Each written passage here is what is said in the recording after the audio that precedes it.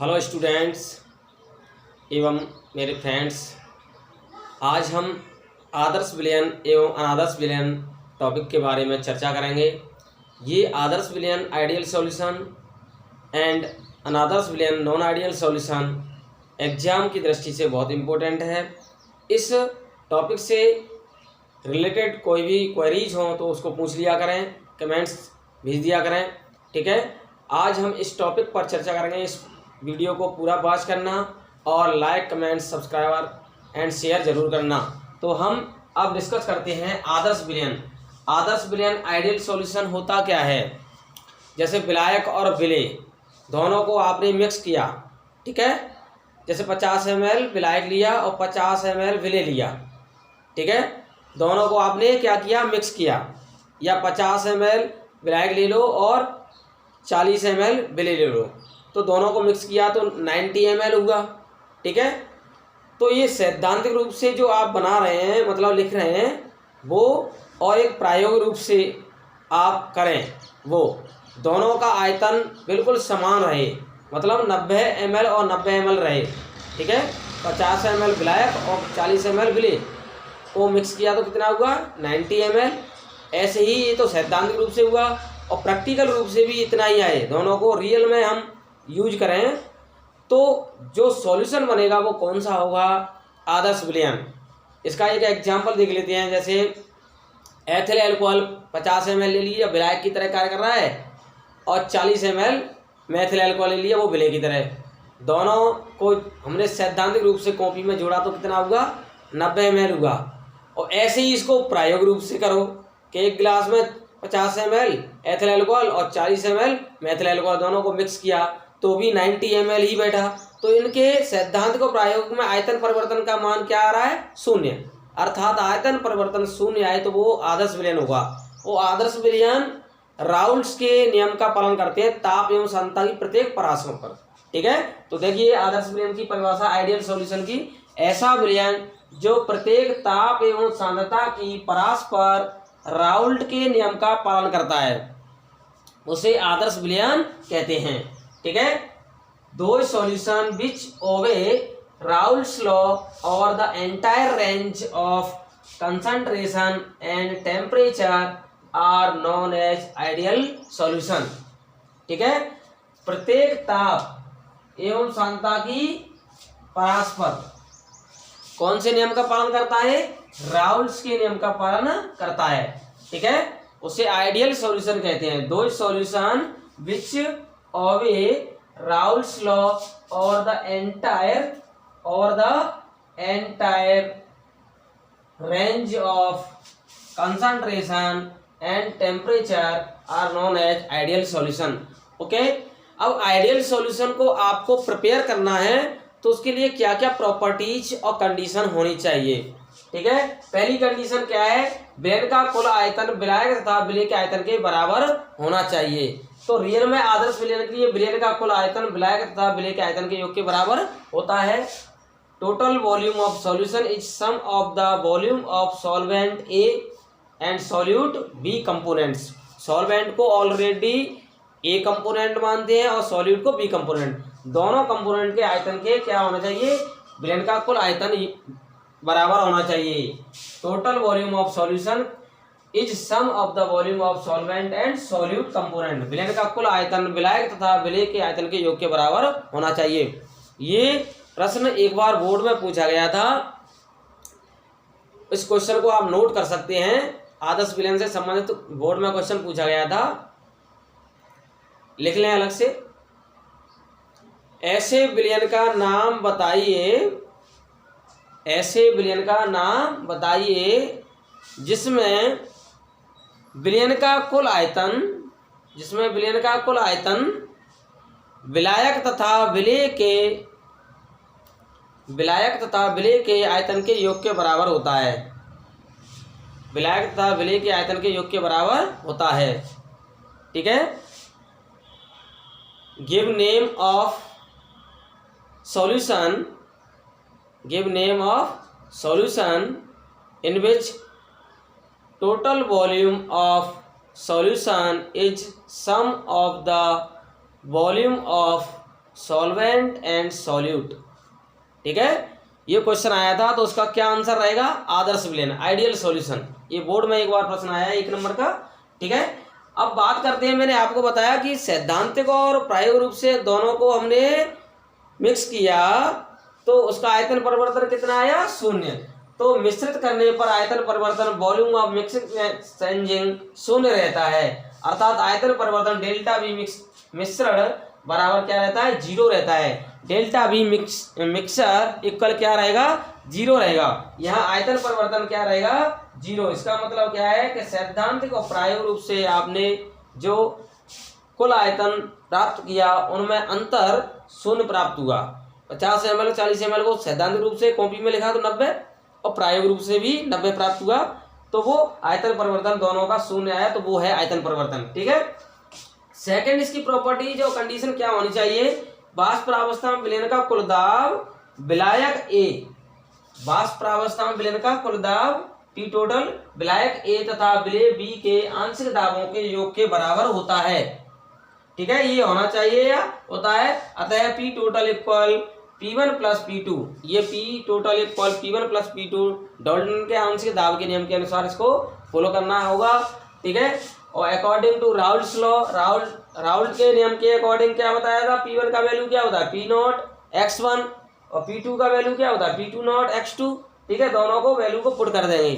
ठीक है, total pressure of solution in vapour phase is sum of the partial pressure of solvent and solute.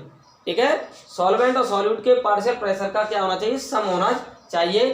ठीक है, ये second इसकी प्रॉपर्टीज हो गई। अब बात करते हैं थर्ड प्रॉपर्टीज की। थर्ड प्रॉपर्टीज क्या होनी चाहिए, जब विलायक और विलेय को मिश्रित करते हैं तो जो विलयन बनता है उसमें ना तो ऊष्मा का अवशोषण होता है और ना ही ऊष्मा का उत्सर्जन होता है। विलायक तथा विलेय को मिश्रित करने पर, विलायक तथा विलेय को मिश्रित करने पर ना तो ऊष्मा का अवशोषण होता है और ना ही ऊष्मा का उत्सर्जन होता है।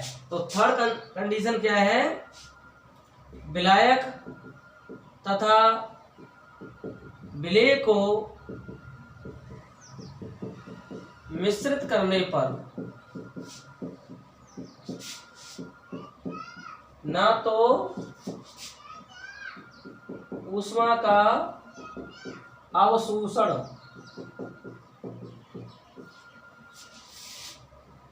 और ना ही ऊष्मा का उत्सर्जन होना चाहिए।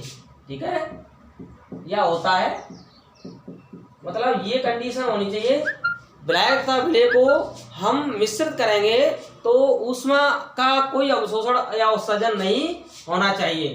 ठीक है, हीट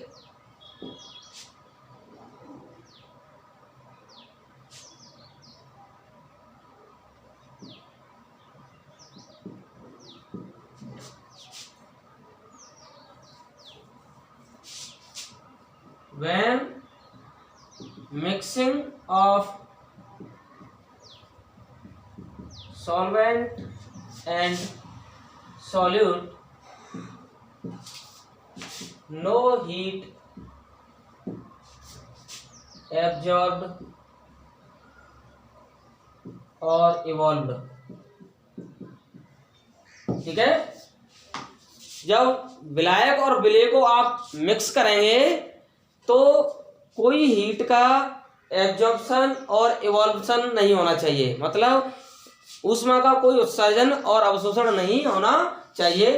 ठीक है, तो इसके लिए जो एंथैल्पी परिवर्तन होगा, एंथैल्पी परिवर्तन डेल्टा एच एंथैल्पी, वो क्या आएगा, 0 आएगा।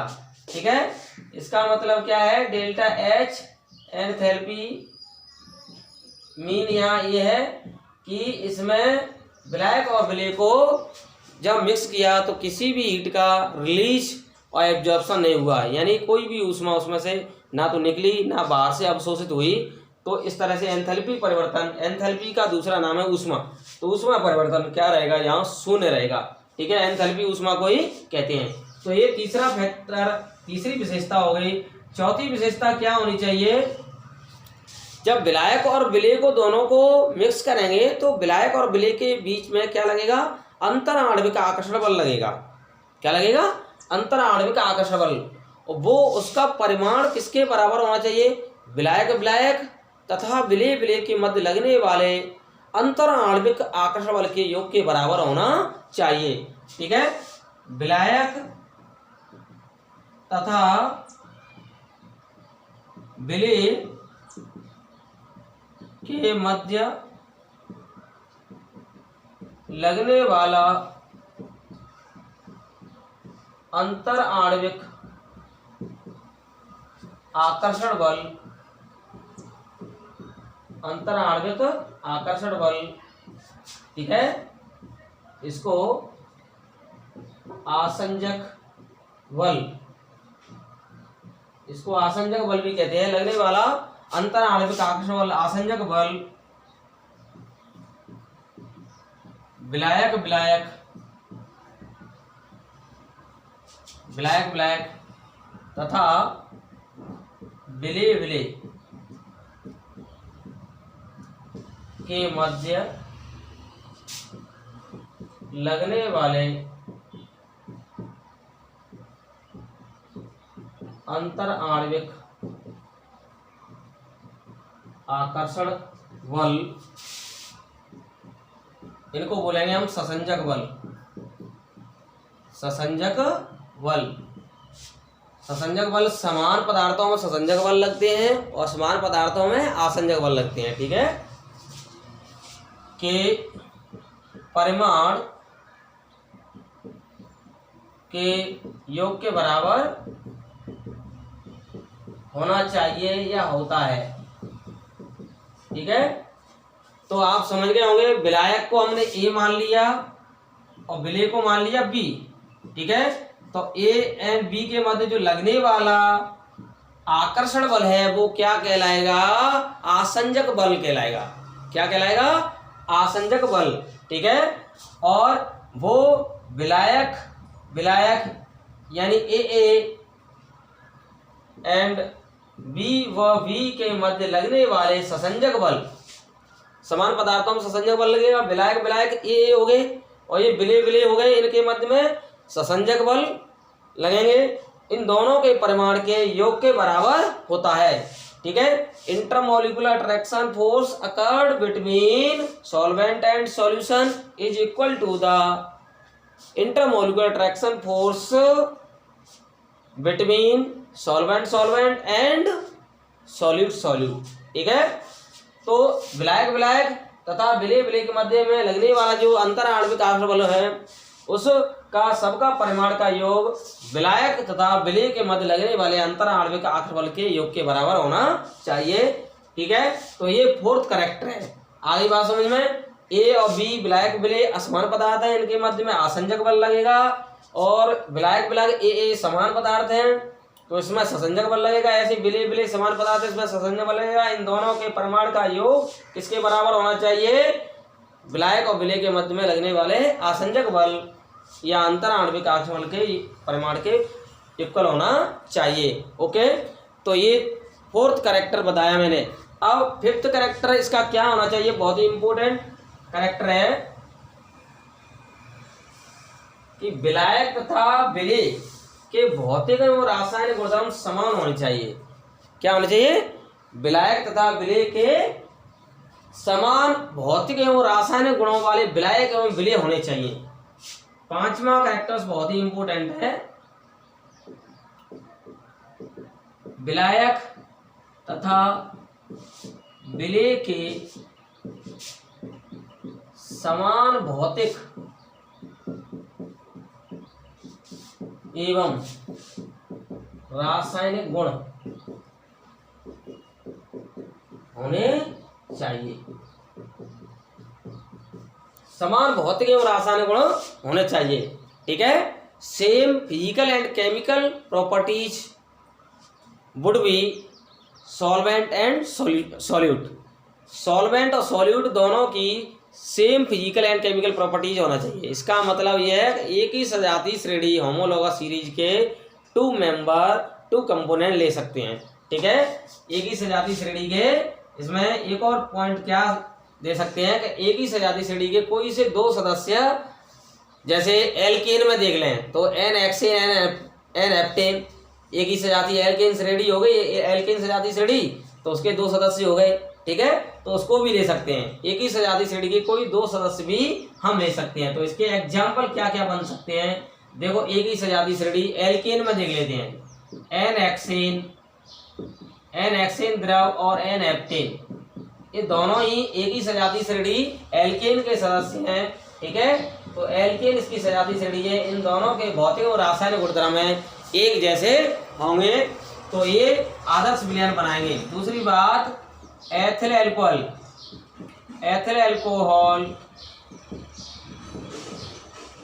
Plus methyl alcohol. ठीक है, एथिल अल्कोहल और मेथिल अल्कोहल ये अल्कोहल सजातीय श्रेणी के हैं, तो ये भी आदर्श विलयन की कैटेगरी में माने जाएंगे।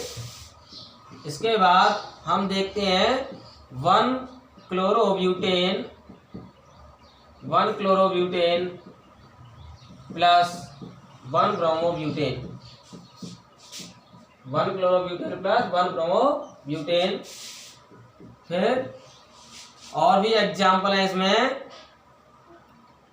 CCl4 प्लस SiCl4, ये 14 वर्ग के क्लोराइड हैं। ठीक है, 14 वर्ग के तत्वों के क्या है, ये क्लोराइड हैं। ठीक है, बेंजीन प्लस टॉलुइन भी हो जाएगा, बेंजीन प्लस टॉलुइन, ये क्या है, एरोमेटिक हाइड्रोकार्बन है। क्या है, एरोमेटिक हाइड्रोकार्बन, ये एरोमेटिक हाइड्रोकार्बन है। ठीक है, तो एरोमेटिक हाइड्रोकार्बन की विशेषताएं एक जैसी होती हैं। और छठवां हो जाएगा ब्रोमोबेंजीन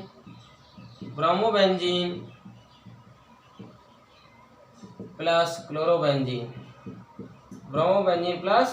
क्लोरोबेंजीन, ओके। तो ये सारे के सारे उदाहरण हैं, ये आदर्श विलयन के हो जाएंगे। अब आदर्श विलयन से रिलेटेड मैंने आपको एक ग्राफ बताया था, वो क्या बताया था उसके बारे में चर्चा कर लेते हैं। ये सभी उदाहरण आपने नोट कर लिए होंगे, स्क्रीनशॉट भी ले सकते हैं। अब आदर्श विलयन का जो आरेख है मैं पहले बता चुका हूं। ठीक है, वो आदर्श विलयन का आरेख एक बार मैं यहाँ आपको बता देता हूं। इसको मैं पहले भी बता चुका हूं। आदर्श विलयन के लिए जो आरेख है वो किस प्रकार से प्राप्त होता है, वो इस प्रकार से प्राप्त होगा। यहाँ हम वाष्प दाब, वेपर प्रेशर एंड मोल भिन्न के मध्य आरेख खींचेंगे। ठीक है, और ये जो होगा वो किसके लिए होगा, जो बाहर से विलय है उसके लिए होगा, वो ज़्यादा वाष्पशील होगा। ठीक है, कोई सा भी घटक है जो ज़्यादा वाष्पशील होगा उसके लिए ये ऊपर आएगा। ठीक है, और इसके बाद ये जो है ये कम वाष्पशील होगा उसके लिए आएगा। अब ये देखते हैं कि यहाँ पर x1 इक्वल हमने क्या माना था 1, ये x1 इक्वल 0। ठीक है, x1 इक्वल 0 से लेकर के x1 इक्वल 1 तक ये जो आरेख आया वो इस तरह से आया। और ये आरेख किसके लिए, प्रथम कंपोनेंट के लिए आया। ओके, प्रथम कंपोनेंट फर्स्ट कंपोनेंट के लिए आया, तो उसका पार्शियल प्रेशर क्या होगा P1, और इसका राउल्स के लॉ के अकॉर्डिंग P1 नॉट x1 आएगा। ऐसे ही सेकंड कंपोनेंट के लिए हम यहाँ से प्लॉट करेंगे 0 से, x2 इक्वल 0 से स्टार्ट करेंगे, तो x2 इक्वल 1 तक ये मैक्सिमम हो जाएगा, ये ज़्यादा वाष्पशील है। तो इसके लिए हम देखेंगे तो यहाँ P2 equal P2 not x2 हो जाएगा। ठीक है, और इन दोनों को मिक्स करेंगे तो ये इस प्रकार से आ जाएगा। ऐसे दोनों को मिक्स करेंगे तो ये ऐसे यहाँ पर इसको सीधा मिला देंगे। अब आप देख रहे हैं कि इसका जो टोटल प्रेशर होगा P टोटल, वो क्या होगा, दोनों के आंशिक दाबों के योग के बराबर होगा। ठीक है, दोनों के पार्शियल प्रेशर के सम के बराबर होगा, योग के बराबर होगा। ये डिपेंड करते हैं कि यहाँ x1 प्रथम कंपोनेंट है वो ज़्यादा मात्रा में लिया है और दूसरा कंपोनेंट है वो मतलब x1 है प्रथम कंपोनेंट है वो यहाँ पर मतलब x1 0 से लेकर के x1 इक्वल 1 तक दिया है, यहाँ पर ये ज़्यादा वाष्पशील है और दूसरा वाला है वो कम वाष्पशील है, ये लिया है। वो उस पर डिपेंड करेगा कि वो किस प्रकार का पदार्थ आपने लिया है, पदार्थ की प्रकृति पर डिपेंड करेगा कि आपने कौन सा पदार्थ लिया है। ठीक है, तो वो पदार्थ की प्रकृति पर डिपेंड करेगा, उस हिसाब से हम इसको डिनोट करेंगे। तो ये मैंने आरेख आपको पहले ही बता दिया है। यहाँ हम देखेंगे तो x1 0 से लेकर के x1 इक्वल 1 तक देखेंगे तो यहाँ इसका शुद्ध अवस्था में वाष्प दाब क्या हो जाएगा, P1 नॉट हो जाएगा। ठीक है, और यहाँ पर इसके लिए देखेंगे x2 इक्वल 0 से लेकर x2 इक्वल 1 तक, तो इसके लिए शुद्ध अवस्था में वाष्प दाब P2 नॉट होगा। तो ये आरेख हम पहले बता चुके हैं, ये आदर्श विलयन के लिए आरेख होंगे। ठीक है, किसके लिए आरेख होंगे, आदर्श विलयन के लिए आरेख होंगे। अब हम बात करते हैं अनादर्श विलयन की। किसकी बात करते हैं, अनादर्श विलयन की। तो अनादर्श विलयन के बारे में हम बात करेंगे। तो अनादर्श विलयन नॉन आइडियल सॉल्यूशन बिल्कुल आदर्श विलयन का अपोजिट होता है। किसका, आदर्श विलयन का क्या होता है, अपोजिट होता है। तो अब बात करते हैं अनादर्श विलयन। अनादर्श विलयन को हम नॉन आइडियल सॉल्यूशन कहते हैं। ठीक है, इसके बिल्कुल गुण आदर्श विलयन के अपोजिट होते हैं। ऐसा विलयन जो समस्त ताप एवं सांद्रता की परस्पर राउल्ट के नियम का पालन नहीं करता है उसे अनादर्श विलयन कहते हैं। दो solution which do not obey the all conditions of Raoult's law at each temperature and concentration. ठीक है, तो यहाँ जो इसके जो गुणधर्म होंगे, ये पहली बात तो राउल्ट के नियम का पालन नहीं करता है, बिल्कुल आदर्श विलयन की अपोजिट इसकी डेफिनेशन हो जाएंगी। पहला जो है कि इसका जो आयतन परिवर्तन है डेल्टा वी मिक्सचर, आयतन परिवर्तन क्या शून्य नहीं प्राप्त होगा, अर्थात 50 ml और 40 ml को आपने सैद्धांतिक रूप से मिलाया, फिर प्रायोगिक रूप से मिलाया तो 90 नहीं बैठेगा, 90 से या तो कम बैठेगा या ज़्यादा बैठेगा। ठीक है, तो अगर ज़्यादा बैठेगा तो वो धनात्मक विचलन वाला अनादर्श विलयन बनेगा और कम बैठेगा तो वो ऋणात्मक विचलन प्रदर्शित करने वाला अनादर्श विलयन बनेगा।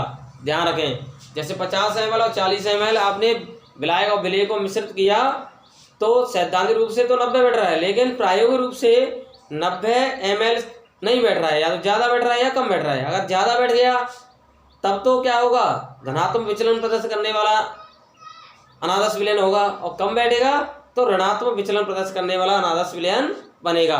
ओके, तो अब देखते हैं कि ऐसा क्यों होता है इसमें, इसके बारे में आप जानकारी लेंगे। तो पहला आपने पॉइंट बताया, विलयन का कुल आयतन विलायक तथा विलेय के आयतन के योग के बराबर नहीं होता, अर्थात आयतन परिवर्तन भी इसका शून्य नहीं होता।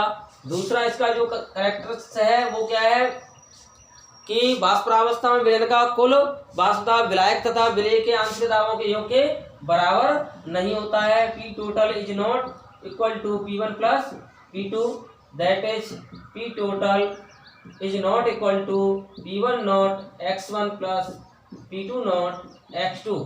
ठीक है, इसके योग के बराबर नहीं होता है। तीसरा, विलायक और विलेय को मिश्रित करेंगे तो कुछ ना कुछ ऊष्मा का परिवर्तन होगा। ठीक है, तो इसमें ध्यान रखें कि ऊष्मा का परिवर्तन क्या होगा, या तो ऊष्मा उत्सर्जित होगी या अवशोषित होगी। ठीक है, यहाँ डेल्टा एच मिक्सचर है, delta X mixture is not equal to 0, 0 नहीं होगी, या तो 0 से ज़्यादा होगी या 0 से कम होगी। अगर डेल्टा एच का वैल्यू 0 से ज़्यादा होता है तो ऊष्मा शोषी एंडोथर्मिक रिएक्शन होगी, और 0 से कम है नेगेटिव है तो वो एक्सोथर्मिक रिएक्शन होगी। ध्यान रखना। ओके, और फोर्थ पॉइंट क्या होगा, क्या विलायक व विलेय के मध्य में जो लगने वाला अंतर आणविक आकर्षण बल था वो विलायक तथा विलेय के मध्य लगने वाले अंतर आणविक आकर्षण बल के योग के बराबर नहीं होगा। ठीक है, intermolecular attraction force between A and B is not equal to the A and B. Okay. और पांचवा है कि इसमें समान भौतिक और रासायनिक गुण वाले विलायक व विलेय नहीं होंगे। Same physical and chemical properties वाले सॉल्वेंट और सॉल्यूट नहीं होंगे। ओके, तो आदर्श विलयन के बारे में मैंने ये आरेख मतलब ये पॉइंट बताए। अब आदर्श विलयन कितने प्रकार का होता है? तो पहला प्रकार है धनात्मक विचलन प्रदर्शित करने वाला अनादर्श विलयन। पहला कौन सा है? धनात्मक विचलन। धनात्मक विचलन प्रदर्शित करने वाला अनादर्श विलयन। अनादर्श विलयन, ठीक है। Non ideal solution showing positive deviation. Non ideal solution showing positive deviation. तो धनात्मक विचलन प्रदर्शित करने वाला अनादर्श विलयन में पहला पॉइंट क्या है? इसका जो आयतन परिवर्तन है वो क्या होगा? उच्च होगा। डेल्टा बी मिक्सचर क्या होगा? उच्च होगा, यानी पॉजिटिव होगा। उच्चतम आयतन परिवर्तन, उच्चतम आयतन परिवर्तन होगा। इसका मतलब आप समझ रहे हैं कि विलायक और विलेय को मिलाएंगे, जैसे 50 ml और 40 ml को मिलाएंगे तो 90 ml सैद्धांतिक से भी ज्यादा आयतन आएगा। तो आयतन परिवर्तन इसका पॉजिटिव आएगा, ठीक है। और दूसरी बात, इसमें जो ऊष्मा परिवर्तन है डेल्टा एच मिक्सचर जो है वो क्या आएगी? पॉजिटिव आएगी, यानी ऊष्मा शोषी रिएक्शन होगी। ऊष्मा शोषी अभिक्रिया होगी। कौन सी अभिक्रिया होगी? ऊष्मा शोषी एंडोथर्मिक रिएक्शन होगी। कौन सी रिएक्शन होगी? एंडोथर्मिक रिएक्शन होगी। एंडोथर्मिक रिएक्शन, ठीक है। तो ये धनात्मक विचलन प्रदर्शित करने वाला क्या होगा? ये अनादर्श विलयन होगा। और तीसरी बात क्या होगी कि इसमें जो विलयन का कुल वाष्प दाब होगा पी टोटल, वो विलायक और विलेय दोनों के आंशिक दाबों से अधिक होगा। अर्थात P1 not x1 plus P2 not x2 से ज्यादा होगा पी टोटल। ओके।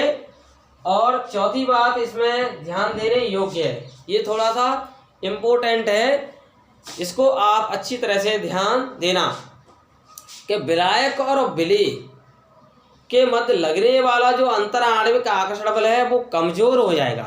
क्या हो जाएगा? ये चौथा पॉइंट बहुत ही इंपॉर्टेंट है कि विलायक और विलेय यानी ए और बी के मध्य में जो लगने वाला अंतर आणविक आकर्षण बल है वो कमजोर हो जाएगा। किसकी तुलना में? विलायक व विलेय की तुलना में। तो विलायक व विलेय के मध्य में लगने वाला अंतर आकर्षण बल कमजोर हो जाएगा। तो ये इसका मान कम होगा। किससे? विलायक एंड विलेय के मध्य में लगने वाले अंतर आणविक आकर्षण बल से। तो ये पॉइंट बहुत ही इंपॉर्टेंट है। इससे क्या होगा? विलायक व विलेय के मध्य में अंतर आणविक आकर्षण बल कमजोर हो जाएगा। तो इसमें निश्चित ताप पर इसको गर्म करने पर ज्यादा वाष्प बनेंगी, और ज्यादा वाष्प बनेंगी तो वाष्प दाब ज्यादा होगा। क्या होगा? वाष्प दाब ज्यादा होगा। तो धनात्मक विचलन युक्त अनादर्श विलयन में ध्यान रखें, बहुत ही इंपॉर्टेंट पॉइंट है कि विलायक तथा विलेय को मिश्रित करने पर उनके मध्य में जो अंतर आणविक आकर्षण बल है वो कमजोर हो जाता है। क्या हो जाता है? कमजोर हो जाता है। इंटरमोलिकुलर अट्रैक्शन फोर्स कमजोर हो जाता है, जिससे ज्यादा वाष्प बनती हैं, और ज्यादा वाष्प बनने से वाष्प दाब क्या होगा? उसका ज्यादा प्राप्त होगा। इसके कौन कौन से एग्जाम्पल हैं वो मैं आपको बता देता हूं। फर्स्ट एग्जाम्पल है एथिल एल्कोहल प्लस एसीटोन। अब आप देखिए कि एथिल अल्कोहल की बात करेंगे तो इसमें हाइड्रोजन बॉन्ड पाया जाता है, ठीक है। क्या पाया जाता है? Hydrogen bond. लेकिन जब इसमें एसीटोन मिला देंगे तो एथिल अल्कोहल के कुछ हाइड्रोजन बॉन्ड ब्रेक हो जाते हैं। ब्रेक होने से क्या हो जाता है कि पहले की कंपेयर यानी एथिल अल्कोहल की कंपेयर एथिल अल्कोहल और एसीटोन का जो मिक्सचर है इसमें अंतर आणविक आकर्षण बल कमजोर हो गया। कमजोर होने से निश्चित ताप पर इसमें से ज्यादा वाष्प बनेगी, और ज्यादा वाष्प बनेगी तो ज्यादा वाष्प दाब उत्पन्न होगा। ओके। तो इस तरह से ये पॉजिटिव डेविएशन रिप्रेजेंट करेगा और धनात्मक विचलन प्रदर्शित करने वाला अनादर्श विलयन बनाएगा। ओके, समझ में आ गया होगा। एक बार फिर समझ लें, एथिल अल्कोहल में एसीटोन मिलाएंगे तो एथिल अल्कोहल के कुछ हाइड्रोजन बॉन्ड ब्रेक हो जाएंगे, जिससे उसमें से ज़्यादा वाष्प बनेंगी एक निश्चित ताप पर, ठीक है, और ज़्यादा वाष्प दाब उत्पन्न होगा। दूसरा इसका पॉइंट है, उदाहरण है एसीटोन प्लस कार्बन डाइसल्फाइड, ठीक है, acetone plus carbon disulphide. Acetone में जो अंतराण्विक आकर्षण बल है वो मजबूत होता है, ठीक है, समान पदार्थों में, लेकिन जब उसमें कार्बन डाइसल्फाइड दूसरी प्रकृति का पदार्थ मिलाएंगे तो उसके कुछ अंतराण्विक आकर्षण वाले कमजोर हो जाएंगे, टूट जाएंगे, ठीक है। तो द्विध्रुव जो अंतःक्रिया है, डायपोल इंटरेक्शन, वो वीक हो जाएगा, कमजोर हो जाएगा, द्विध्रुव अंतःक्रिया कमजोर हो जाएगी, जिससे इसमें से भी ज़्यादा वाष्प बनेंगी। तो ये जो है राउल्ट के नियम से निर्धारित वाष्प दाब से भी ज़्यादा वाष्प दाब उत्पन्न करते हैं। धनात्मक विचलन प्रदर्शित करने वाले राउल्ट के नियम से निर्धारित वाष्प दाब से भी ज़्यादा वाष्प दाब उत्पन्न करते हैं, इसलिए धनात्मक विचलन प्रदर्शित करने वाले क्या होते हैं, अनादर्श विलयन होते हैं। तो ये मैंने एग्जाम्पल बताए। तीसरा एग्जाम्पल है, जल में आप एथिल अल्कोहल मिला दो, क्या मिला दो, जल में एथिल अल्कोहल, तो ये भी इसी का एग्जाम्पल हो जाएगा। जल में मेथिल अल्कोहल मिला दो, जल में मेथिल अल्कोहल मिला दें तो ये भी इसका एग्जाम्पल हो जाएगा, ओके। और पांचवी बात, क्लोरोफॉर्म CHCl3 में कार्बन टेट्राक्लोराइड मिला दें तो ये भी इसका एग्जाम्पल हो जाएगा। क्लोरोफॉर्म में क्या मिला दिया, कार्बन टेट्राक्लोराइड। ये बहुत सारे इसके एग्जाम्पल हो जाएंगे, ओके। अब हम बात करते हैं कि एथिल अल्कोहल में एसीटोन मिलाया तो मेथिल अल्कोहल में भी एसीटोन मिला देंगे तो भी एग्जाम्पल हो जाएगा। तो ये सभी क्या हैं, किसके एग्जाम्पल हो जाएंगे, धनात्मक विचलन प्रदर्शित करने वाले अनादर्श विलयन के हो जाएंगे। ध्यान रखें, इसकी ऊष्मा परिवर्तन क्या है, यहाँ ऊष्मा शोषी अभिक्रिया होती है तो ऊष्मा परिवर्तन उच्चतम होगी। और इसका जो आरेख आएगा वो कैसे आएगा, इस तरह से आरेख आएगा, बहुत आसान आरेख है, ठीक है।